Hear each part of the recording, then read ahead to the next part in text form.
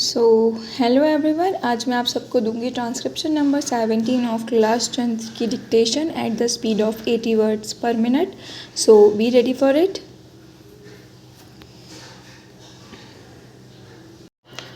Start.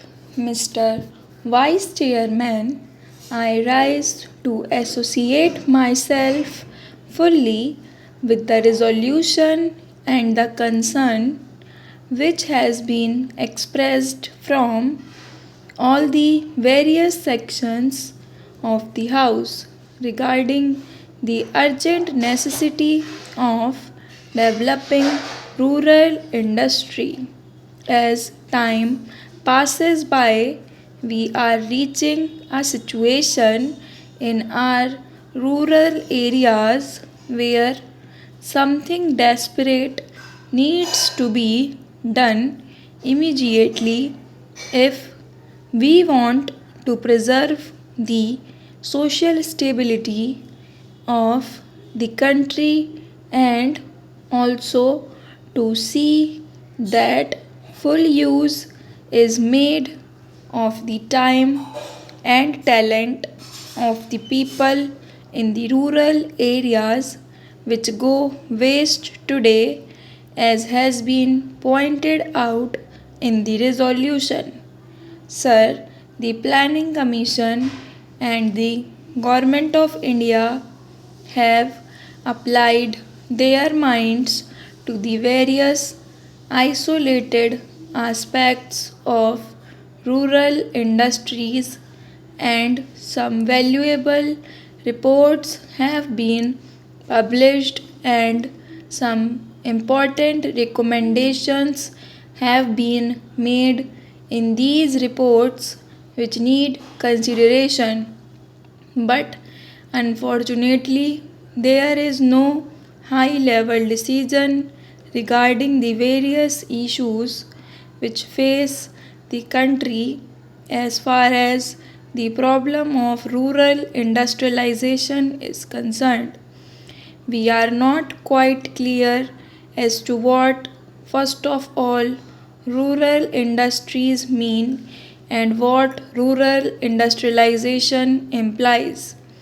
Does rural industrialization mean the utilization of local resources in order to meet the local needs, or does rural industrialization imply the creating of surplus in the rural areas which could be exchanged with the surplus in other centers of the country and thereby create a richer life for the rural areas?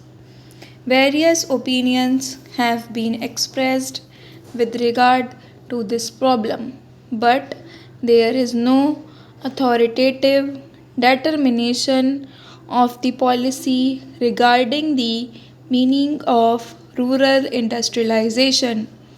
It has been suggested that if such import of capital and skill from urban centers were to mean merely the multiplication of industrial centers in the rural areas, such as industrialization of the rural areas would nullify the advantages that are likely to accrue as a result of the rural industrialization.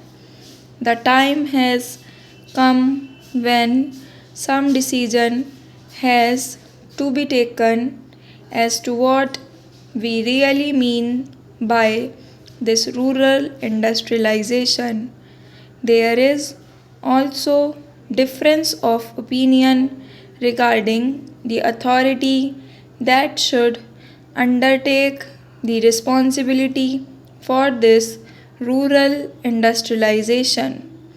From the literature that has been published in this connection, it is quite obvious that two distinct and powerful schools have developed regarding this issue. On the one hand, there are people who believe that the task of rural industrialization should be entrusted to the village panchayats since they represent the village people and they have the resources and the powers to raise the necessary resources from the rural areas. The panchayats, it is felt, are the competent authorities to deal with the problem of rural industrialization. Equally strongly, it has been argued by others that cooperatives are the right answer to the question as to which should be the authority that should deal with rural industrialization.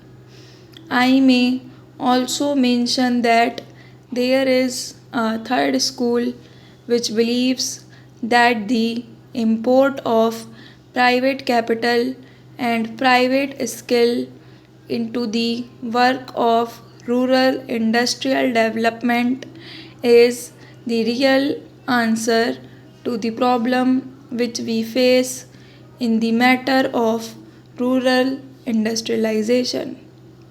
Here again, some authoritative determination of the policy has become necessary because, in the absence of such a policy, ad hoc decisions are taken which sometimes cancel each other, and therefore the rapid progress which we hope and wish for in rural industrialization becomes impossible.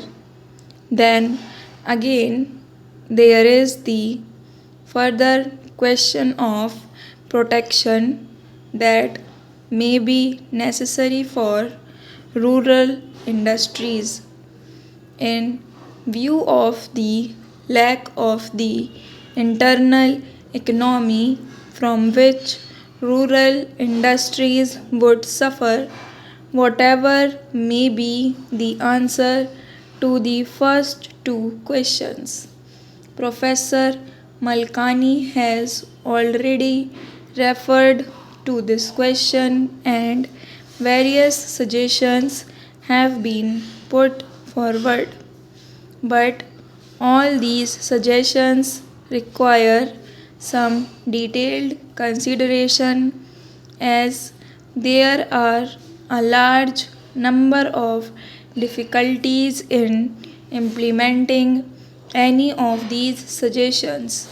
Demarcation of markets and the imposition of taxes in order to see that goods from the urban centers do not reach the rural centers in unfairly competitive conditions are some of the suggestions that have been made. One great advantage of a vast country is the large number of markets that are available for the goods that are produced in the country.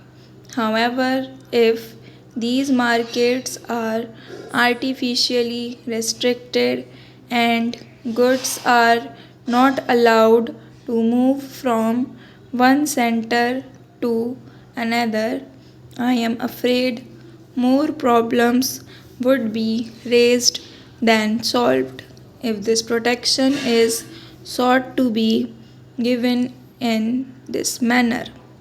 Yet, protection has to be given to the rural industries if these rural industries are to develop. Therefore, serious and competent thinking is necessary in this connection, and again, time is running fast. Therefore, it is desirable that we should have some authority which could examine the various issues involved and determine the policy with regard to this matter also. Stop.